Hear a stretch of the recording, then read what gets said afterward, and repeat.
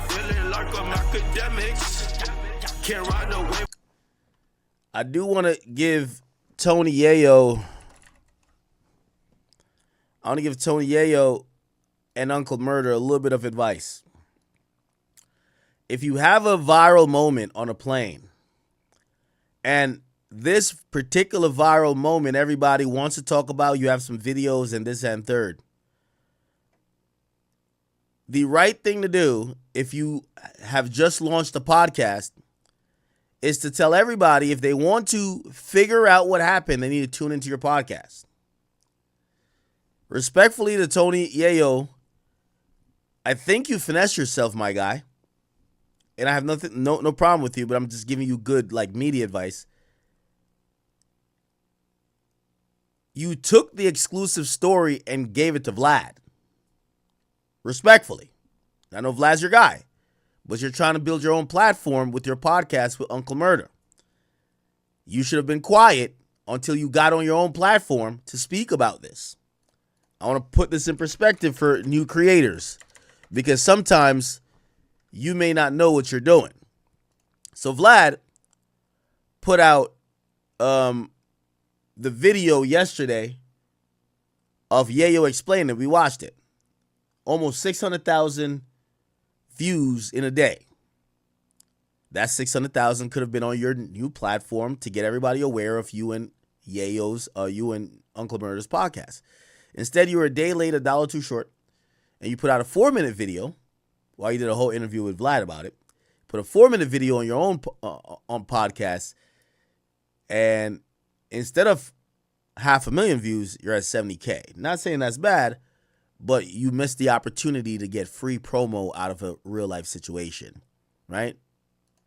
Ladies and I'll play what they said on their own podcast, but I feel like this is regurgitating what we already heard because he gave the sauce to Vlad.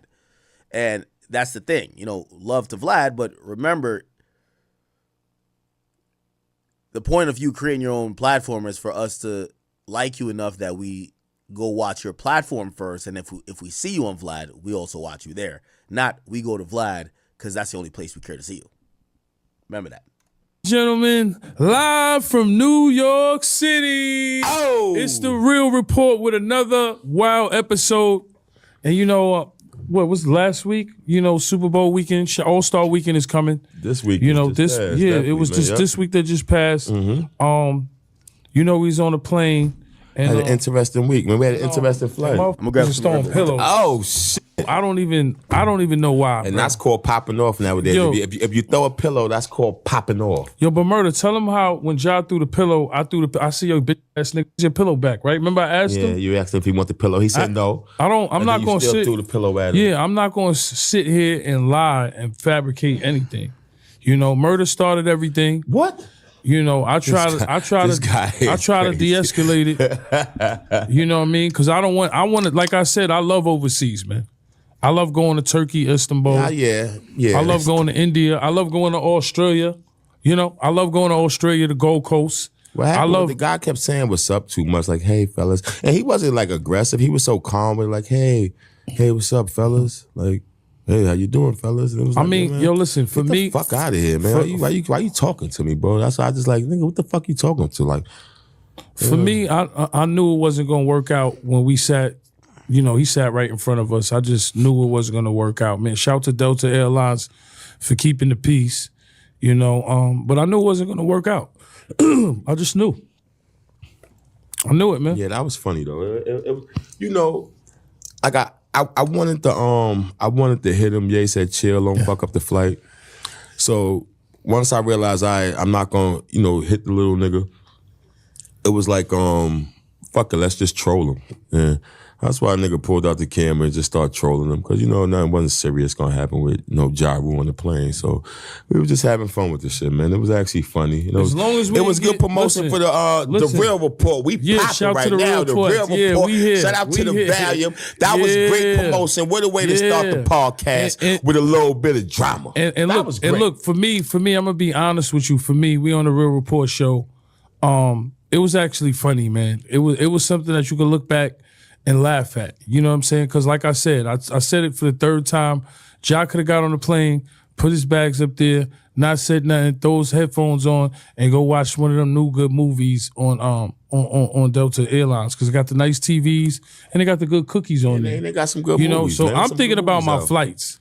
For me, y'all, everybody's thinking about everything. Everybody knows me for smoked duck in Morocco. Oh, y'all know me for duck in the Swiss Alps eating bison, Caviar pancakes. There's no more caviar pancakes. Cause that jet budget, 50 ain't paying that jet fuel. He ain't paying that much. 50 ain't paying that jet fuel. He ain't doing that, man. So we would have been 86th off all flights, bro. I ain't gonna lie, man. Nigga, it was some word in the crew said if I would have hit him, man, I would have been legit Lenny for real, like super, like it would have been crazy, man. Yo, listen, that jet fuel. 50 I know, but you made me think about that. the flight. Yeah, it would have been a little crazy, man. I swear I wanted to so bad because the guy was acting. Maybe like, 1 or 2 flights, but when you have your own shows, you definitely not taking the jet to Morocco. I hear you on that one. On his dime. That's that definitely not happening, man. But yo, that's what went down, man. And I'm over it, fun. man. It was fun. It was hilarious. It went viral. It was good. We just did Yeah. TMZ a little while ago. Right. It was good. Everything was fun, man. It's definitely, man. So It was a good moment, man. It's Ja all over Rule, the blogs. thank you for the promo, bro. Cause you really thank you for the promo. It was good promo. We definitely didn't think the podcast was gonna start off with you, but what a way Yeah. to start it off, man. Yo, listen. And I hope, I guess, sometimes these guys don't understand streaming. I think Yayo does, but I'm gonna give a disclaimer anyway because this is how the senior citizens got mad at me because these like older huff and puff gangsta guys, they don't like if you don't agree with everything they do or they don't understand humor. But I do want to say, Yayo, this is not, I don't have no problem with you. I have no problem with Uncle Murda. Please don't take this serious. Don't think that I'm like beefing with y'all now. But I do want to believe, I do want to just say my personal opinion, Ja Rule won. I'm sorry. Y'all have done too much explanation. He hasn't said a word. I looked at what he did on video. It stands to speak for itself.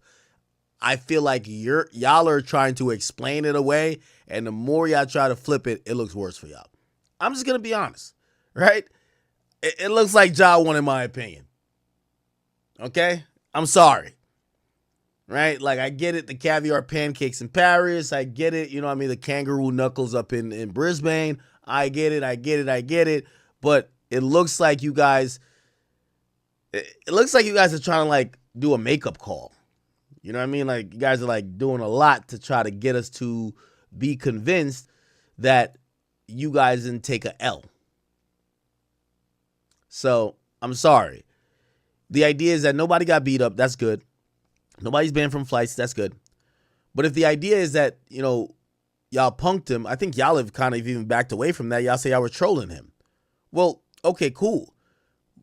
Let's go in y'all words. You said y'all knew nothing was going to happen, so you're trolling him. Well, when is it appropriate to troll your op if your op is outnumbered and telling y'all to do something and y'all do nothing? So, it's one of those things. It's super viral. Of course, you should take advantage of it, but it's really hard for me to, like, and I love G-Unit. I love 50, but I would just be straight up biased to just say Ja lost. I would be straight up biased. And I just don't have a horse in the race in here. So it's like, the more I hear these guys talk about it, it feels like they're coming up with their story in front of mom. When mom be like, yo, what happened? Who broke my favorite dish? And they're both talking, but he hears the other guy say something like, oh, wait, hold on. I got to add on to that story. And they're bouncing off. Yeah, basically. Sorry. Okay? At the end of the day, and you know what? How I would have believed Yayo? If they didn't do the filming and they said, or maybe if they did do the filming, right? And they say, hey, listen, we got on the plane with this guy, and we were the mature ones. He was acting like a fool. We felt comfortable. We chilled out. People looked at him like an idiot. They kicked him off the plane. We weren't acting like we wanted to beat him up. But it looks like they were giving him energy like, no, we could get smoke. And then Ja matched the energy. And then after the energy was matched, they're like, wait, hold on now. We don't want to get kicked off the plane. This is some federal shit. And Ja was like, nah, let's do it. And then Ja gets kicked off the plane. They get the videos. Then they go to the internet and they kind of put that out. And yeah. So They did do TMZ, and TMZ actually just put out the article right now. It says Ja Rule and Tony Yayo and Uncle Murda claim Ja Rule smartly bitched out. So, I'm gonna give another. Ladies and gentlemen, chat. I really like some certain shit grinds my gears because I hope y'all know, right? Like, I have zero. Number one, it's gonna sound like this unhinged, me just talking, but I have zero like fear or like, oh no, rappers are getting into pot. I've heard Mano say this lame ass shit, and I'm like, yo, Mano, shut the fuck up, nigga. Like, nigga, you could never be a prolific nigga at broadcasting like me. Get the fuck out of here, nigga. Like, you're just a bum, straight up. But like, he was trying to say like, I'm jealous that people are coming to my space. None of y'all can fuck with me. Like, nigga, I've done billions of views. I've done more views talking than y'all have done music. So that's never the thing. And actually, I'm really welcoming of everybody. But also, if I got to give an opinion about y'all, I'm just not going to think that y'all are some super tough guys that I can't talk about, right? So I gave one opinion about, like, the senior citizens. They're all mad. Oh, my God, how could you talk about her headband? I'm going to give an opinion of these guys. And just that you know, I got to, like, give a disclaimer. And that's why I'm mad. Because I got to give a disclaimer because you can't be objective with niggas that are tough or niggas who don't have a sense of humor. So let me just say, I'm giving a disclaimer. I got nothing against Tony Yayo. I like him. I think him and Uncle Murda, they're great. I love 50. I love G-Unit, whatever. I want to say this to them about their podcast that is starting. It's called The Real Report. And by the way, while I'm at it, let me first diagnose that senior citizen shit. Y'all shit is dead boring unless y'all are beefing with people. Mano's the only one who's trying to have conversation. Fab's too cool. He don't want to talk about nothing because he knocked out his girl's teeth. Davies got nothing going on. I could see why his music wasn't popping that much. And Jim Jones is over here thinking about throwing up the next gang sign. Nothing's going on. And what's going to happen with that podcast, because you don't have engaging hosts that could really deal with topics, like, put it like this. Chat, y'all just seen me for the last couple of streams. Fuck what hip-hop got going on. I could break down the Epstein files. I break down AI. I could get into, like, even if y'all think I know sports or not, I could find some content there. These guys don't really got that dexterity to really bounce around. So when I was giving these guys advice, it's not really hating. It's just kind of like, yo, bro, I've kind of done this a lot. I'm the only I don't need a teammate. It's me on the mic. That's it. I don't do teammates. Like, all right, we don't need 15 people on the couch. We don't need 2 guys on the mic. We don't need 5 rappers that use. No, it's just me. So when I'm giving advice, it's not hate, not threatened. You know, I saw those narratives where people, like, even Mano was trying to adopt it, like, oh, he's only saying this because he don't. No, nigga. You realize when nobody's responding to y'all, nobody cares about your take. You tell random stories about you simping over bitches. Fab does some goofy laughs. Jim Jones be like, yo, what you talking about? And Davies is like, and basically that gets posted on like 2 pages and then people just move on. Trust me. We ignore you long enough. Watch in a year. Nobody cares about you. Yeah, you're not. The advice I was giving y'all is because I've been here and seen how it works. So I'm going to give some advice to Tony Yayo and Uncle Murda, and I'm hoping they don't take it offensive. Okay? But I guarantee somebody's going to spin it and they're going to beef with me and they're like, yo, fuck Ak. Watch. Here's the positive advice. This is constructive advice. Your podcast. Yayo, you are one of Vlad's best guests.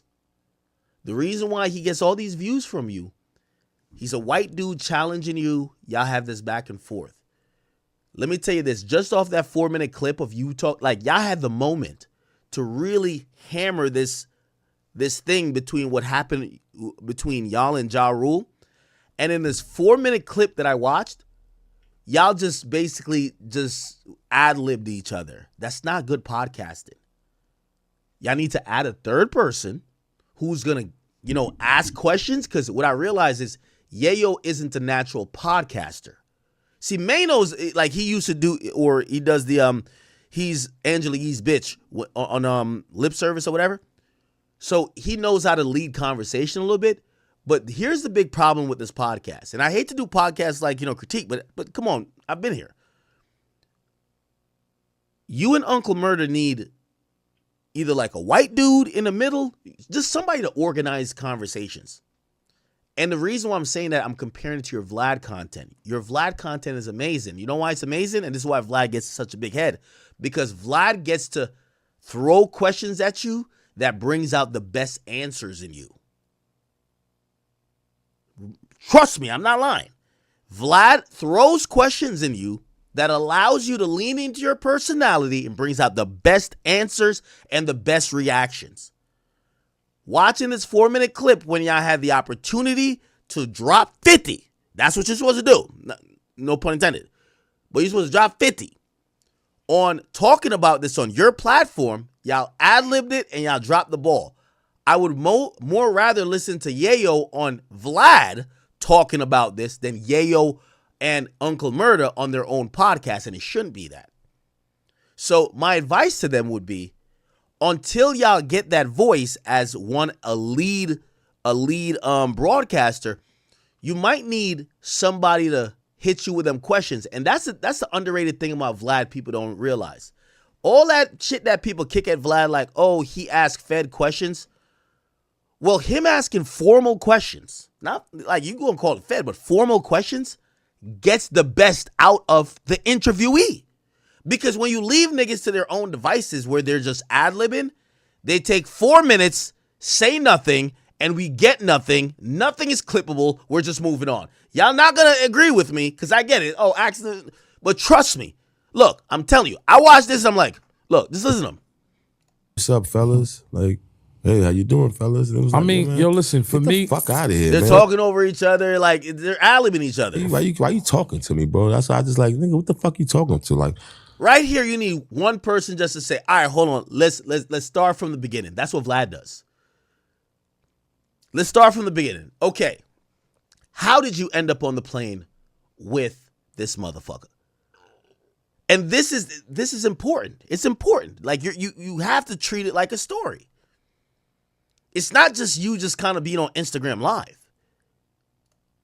for me, I knew it wasn't going to By work. the way, Cam does that beautifully. Cam does that amazingly.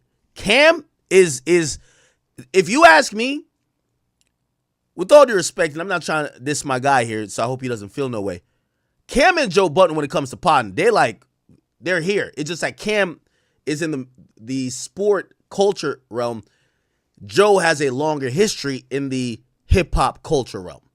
But they both could do the same thing. Reset conversations, lead with topics, give a strong take, toss it to their co-host, get another person's take, interview. Cam is amazing at that. And again, I'm giving these critique, and I hope, I'm pretty sure they're going to send the worst clip to Yayo, so Yayo's going to diss me in the morning. But I hope y'all know I'm not saying bad things about him. I'm really giving constructive criticism. Yayo is an amazing guest on Vlad. You got to figure out how to be amazing host on your own shit. But I think that until you get that lead voice, you need to have some other person in there. Okay? Anyway. Work out when we sat, he sat right in front of us. I just knew it wasn't going to work out, man. Shout to Delta Airlines for keeping the peace. As a lead mic and someone who's doing this, you have to, the first thing you assume is the audience doesn't know anything. They've never seen another video but this. They're Tony Yayo fans. They didn't watch you on Vlad. They're not on TMZ. They showed up right now. So when you're just kind of assuming and you're just saying random stuff, it might work for you, but it leaves the conversation for them to go elsewhere to actually get the context. And that's my advice to them. I'm glad that they have a podcast. I do know 50 wanted them to do some stuff with their own platform.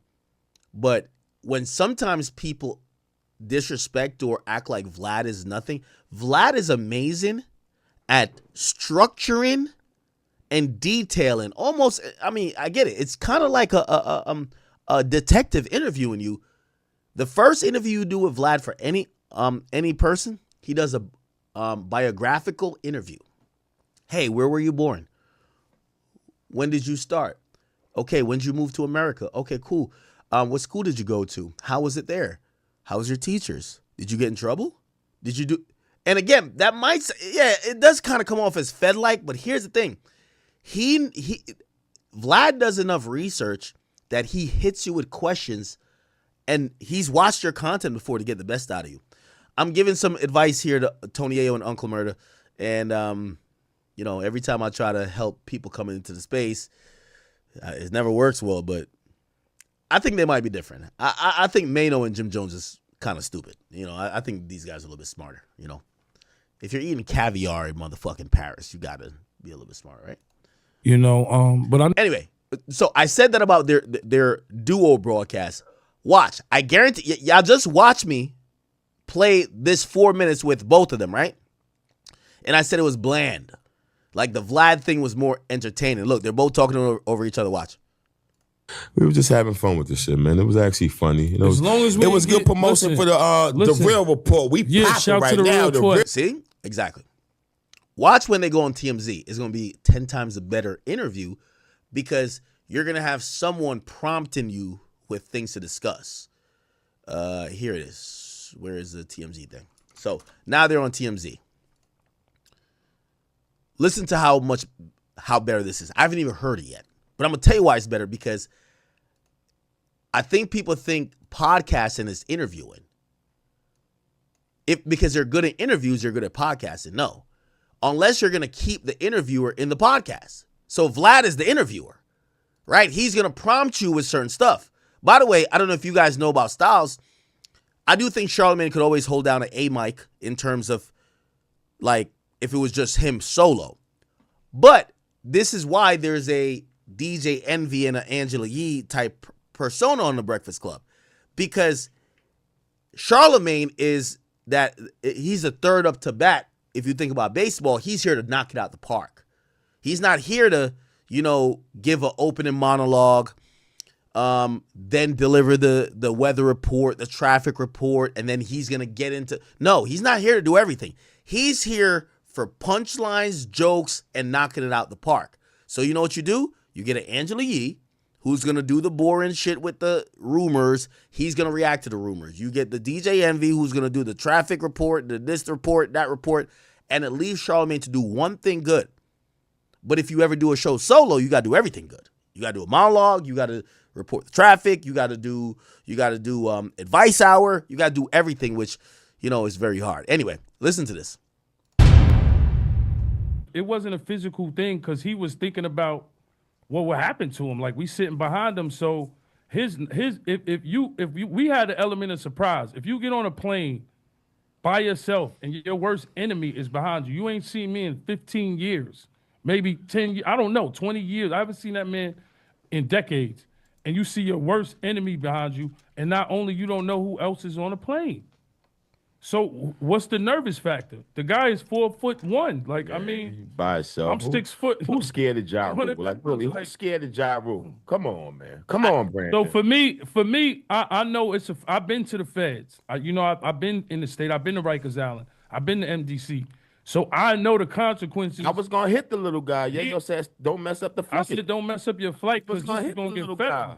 And once the stewardess said, "Stop! Shut up!" I'm smart enough to know don't argue with the stewardess. So me and Ja, fast forward, me and Ja, we go to the front of the plane. He's on one side, I'm on the other side. They're like, "Yo, is everything good?" I said, "I'm good. I'm ready to fly." We go to the front of the plane. This is the funny part. Okay, so it looks like they deleted all the prompts that they're getting. But I hope I was just trying to show you something about podcasting. Sometimes people think that reacting or interviewing is the same as podcast is different. Some people are great at reacting and podcasting, but or interviewing, but podcasting sometimes different. So they all the prompts are out of here, so it's just them responding. I think the best thing for me to play to kind of showcase my point with that, Vlad did a second part with he did a whole interview with Yayo, but here's the second part. This is what and I'm trying to just showcase this point to help Yayo and Uncle Murda. I want them to succeed. But I want them to realize your content comes across better on Vlad because Vlad is stopping you. He's getting the details that the fans need. He's flushing out the story. He's asking you, and all you have to do is react and answer. You don't have to lead the conversation, make it make sense. You don't have to go through all the intricate details, tell the story, and also be funny and be whatever. And that's why I said if Uncle Murda can't do that, and to him when he's telling a story, or he can't, because that's what Cam does to Mace. When Mace is telling a story, Cam does that. Be like, yo, wait, murder. That's what everybody know how Cam is like. Wait, murder. Hold on. So you're saying da, and then murder would laugh, and he's like, yeah, like they're bouncing off each other. And then when Cam's telling a story, you have Mace be like, yo, killer. So that they're playing off each other. Those are two. That's what I'm saying. I ain't gonna lie to you. The It Is What It Is podcast elite. They're even without the moderator, respectfully, they know how to deal with each other and bounce off each other for great content. It doesn't sound like a jumbled mess. And that's what I'm trying to tell you, the value of Vlad. But they might have to either learn to do it themselves or get someone to kind of be in the middle of both of them on their pod. Like, come on, we older now, so we on some mature shit. But at the end of the day, beef never dies. Like, I'm still moving sturdy. Like, it's New York City, bro. Where we from? You know what I'm saying? And for me, with the whole Ja Rule shit, is like, I never knew them. Like, that's my whole thing. I never knew Irv. I never knew Ja. Woodhull, you hear certain people. You know what I'm saying? You never heard about Irv. You never heard about Ja. You know what I'm saying? You know where the money was at. Woodhull. And it ain't a north side, south side thing, because there's a lot of niggas from the north side that are sturdy. You know what I'm saying? It's a job being corny thing. That's all that is. He was never in the streets. You never seen him on the block. I never seen him on Jamaica Avenue. I never seen him on 109 in God Brewer, 107. I never seen him in Paisley. I never seen him in 40. I never seen him on Supton. I never seen him on Rockaway, 131st, LF fan buildings. Like, we was everywhere. Like, we was outside. When you think about the 90s, my man Rough Hands, I'm always going to big him up because that was one of my favorite DJs in the world. Grandmaster Vic, Lost Boys, we was in all them parties, bro. We was outside.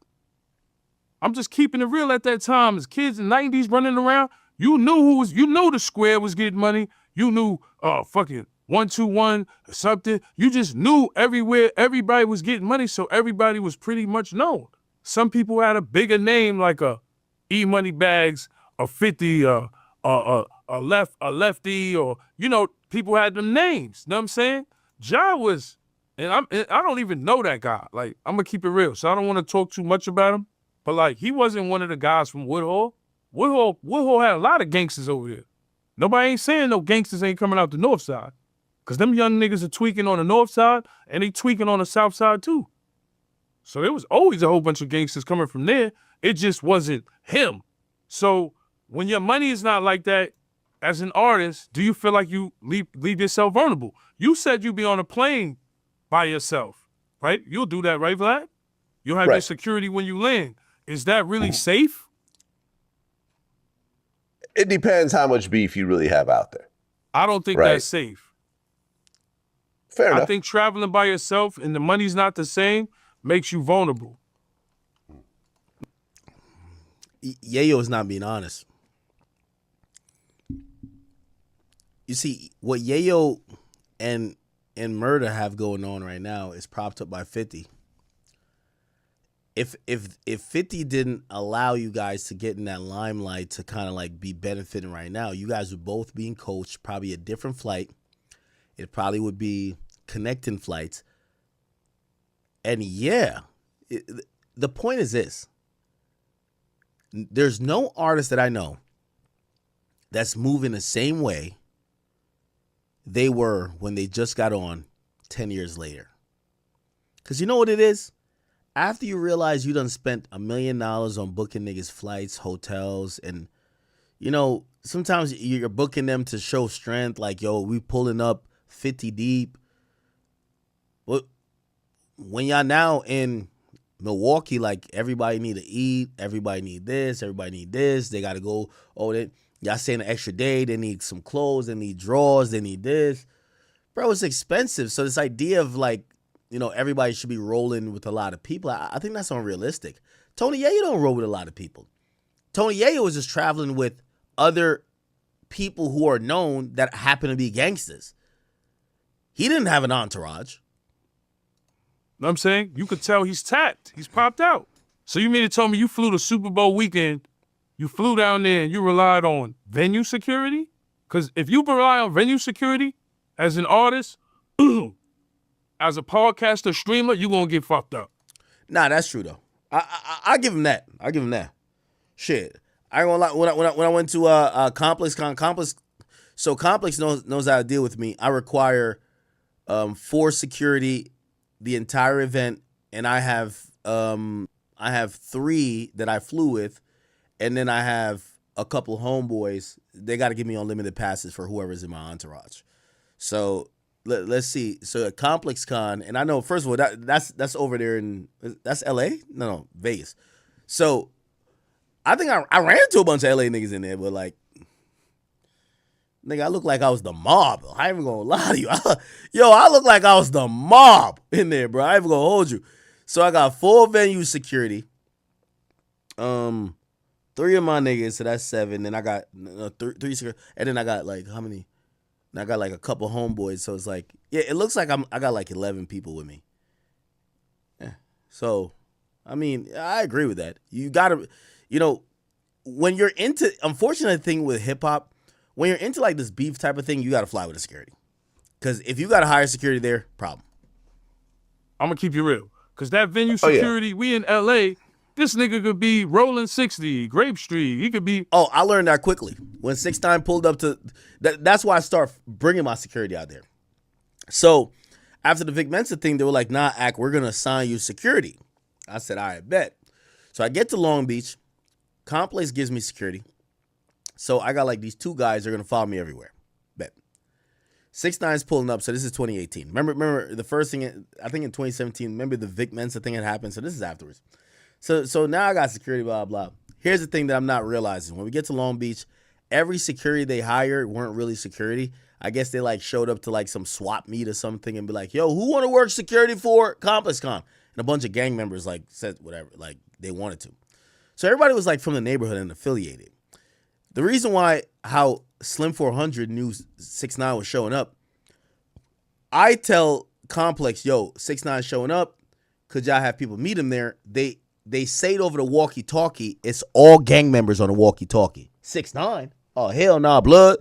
Everybody start texting. So some texts get there where Slim 400 is waiting at the exact entrance 6ix9ine's coming in. Why? Because it's all gang members that's the fucking security for the whole venue. I'm with 2 guys. They don't look like they're Bloods and Crips, but but they're from, where they're from. And yeah, like I could tell.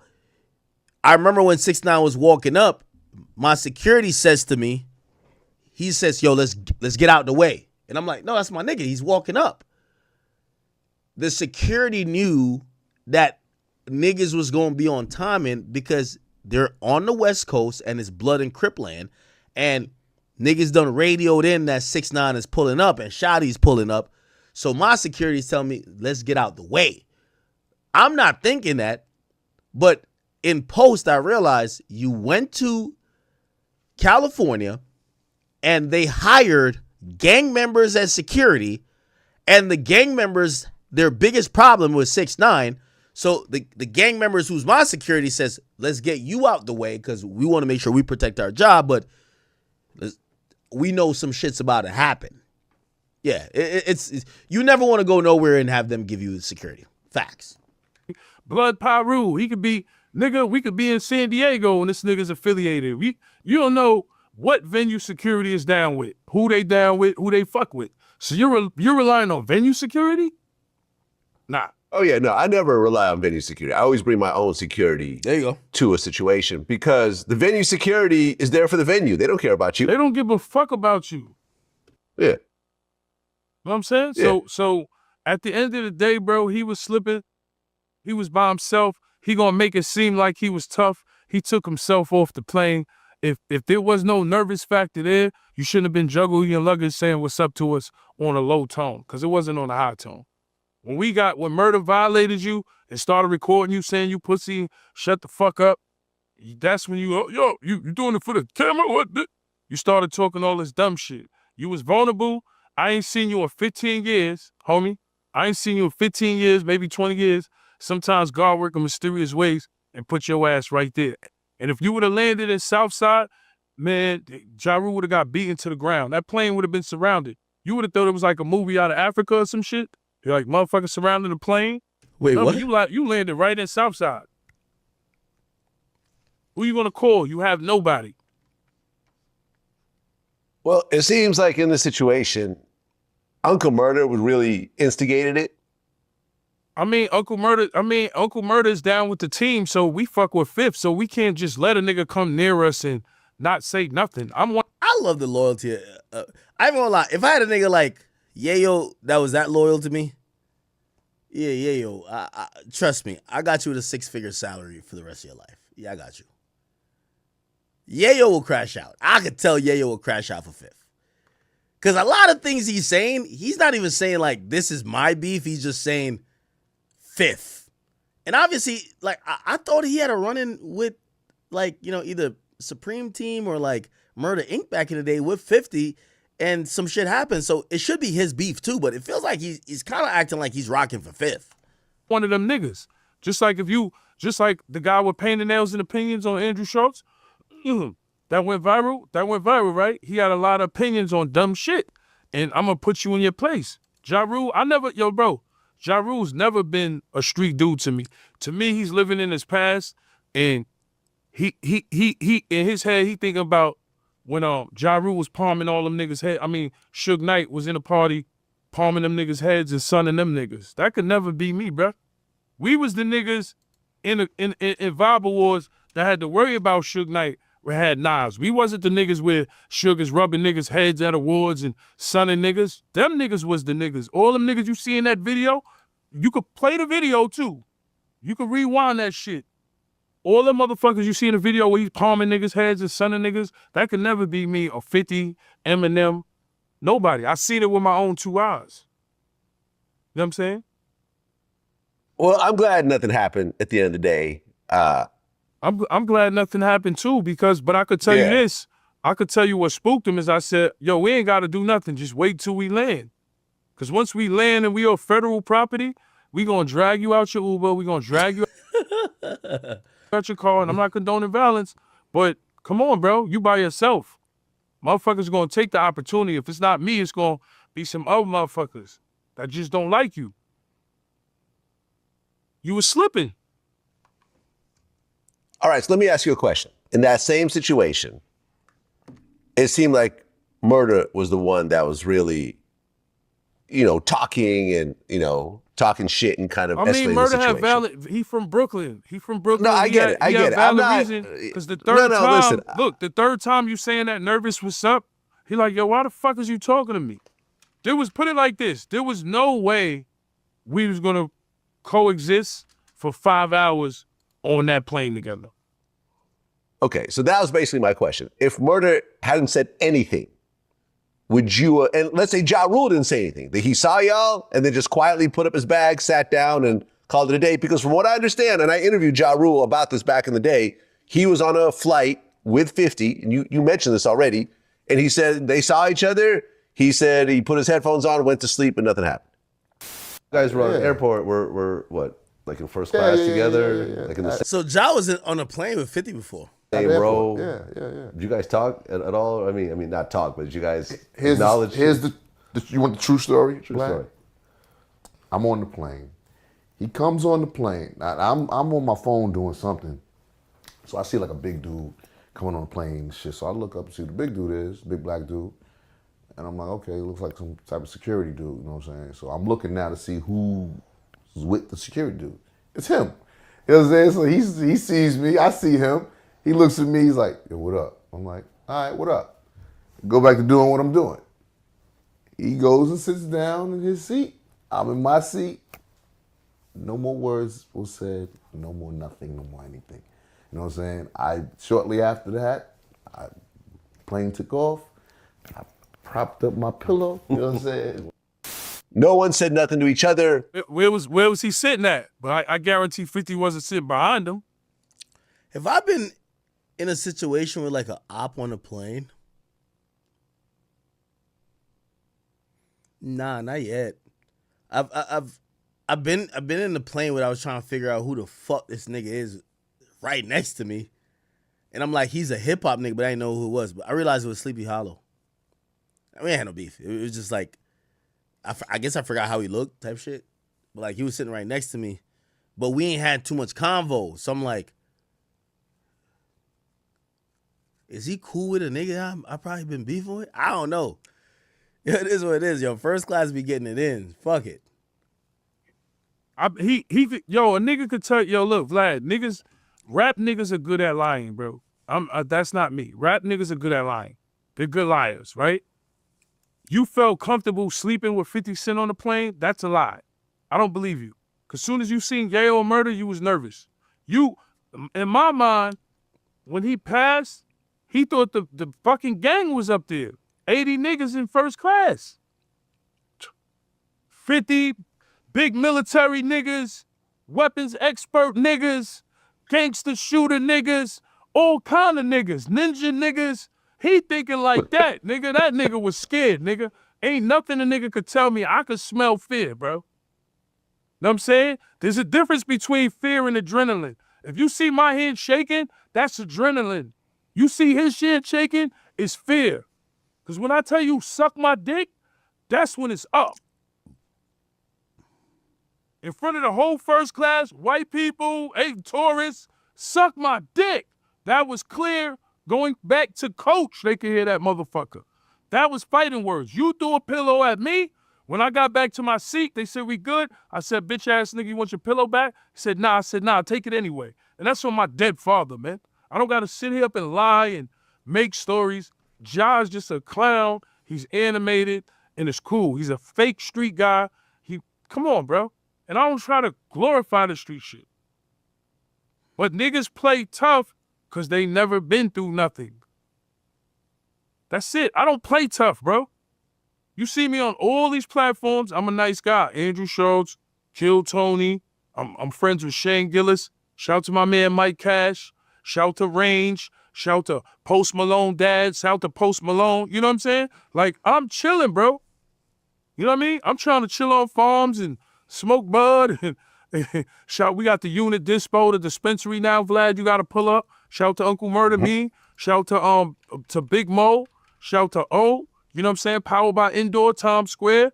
We got Strain for Life in Harlem with Styles P. Shout to Styles P. Shout to Jada. Like, we making moves out here. So my whole thing is, I don't want to miss out on Dubai money because of this bum ass nigga. So yeah, I was telling Murda to chill, but at the end of the day, Ja was just putting on a show to get off the plane, bro. And what happened after everything? We all sat down. We got back. I told him, I throw a pillow. You bitch ass nigga, take your shit back. And I started on my dead phone. Yo, hey, take your pillow, bitch ass nigga. Threw it right in his shit. He ain't say nothing. He's soft. And I'm not trying to be the bully on the bus. I'm not the bully. You just happen to sit somewhere where the energy wasn't going to coexist. Nobody's being a bully.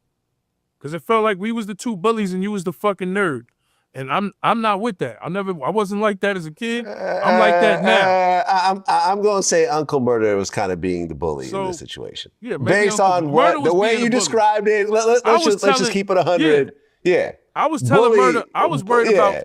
Uncle Murda was being the bully in this situation. Yeah, because when you look at this, right, when you get banned from Delta, shout to Delta Airlines, because I didn't want to get kicked off. I'm not even going to lie to you. I make too much money to be 86th in the airlines. I'm making more money than Ja Rule right now. So why would I? Well, right, because it's not just Delta. You can get banned from a bunch of airlines. Yeah, once you banned from Delta, the other airlines could 86 you too. Yeah. So it's so high profile. You know what I'm saying? But come on, we got fans in the airport telling us Ja Rule's there. Ja Rule's there. Ja Rule's on your flight. That's fans. You think we're still relevant. Gina's still relevant. 50 got 40 TV shows. We got The Force. We got BMF we dropped. We got Power.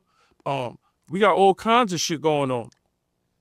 I'm acting now. I'll tell you about that. Now I'm got acting role. I'll talk about that later. You know, I'm on platforms like Kill Tony. I probably got to be the most watched guy on YouTube because of Vlad TV. When people didn't believe in me, Vlad did. So it's always love to Vlad. You know what I'm saying? And I feel blessed and you know, I always trust in God and Jesus. So for me, when you block your blessings, fucked up shit happens to you. When you look at the story, Ja Rule and them was trying to block 50's blessings. You heard Herb say it.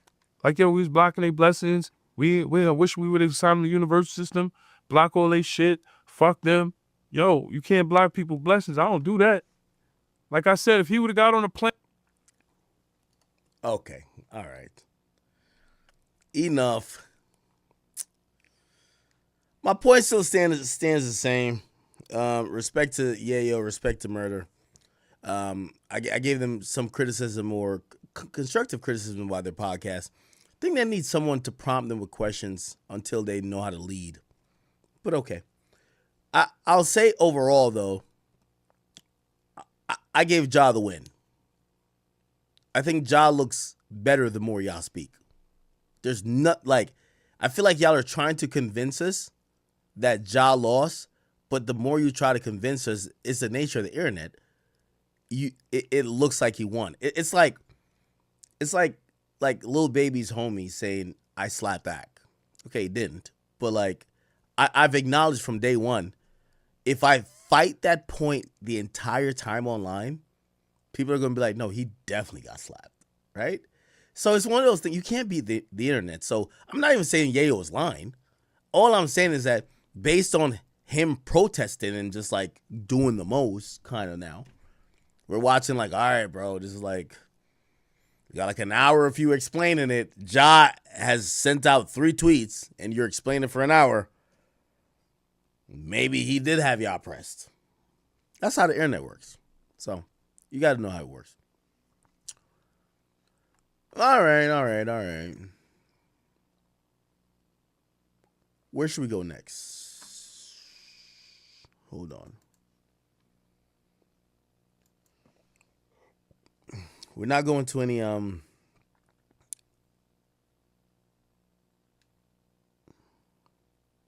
me a second. We're not going to any Epstein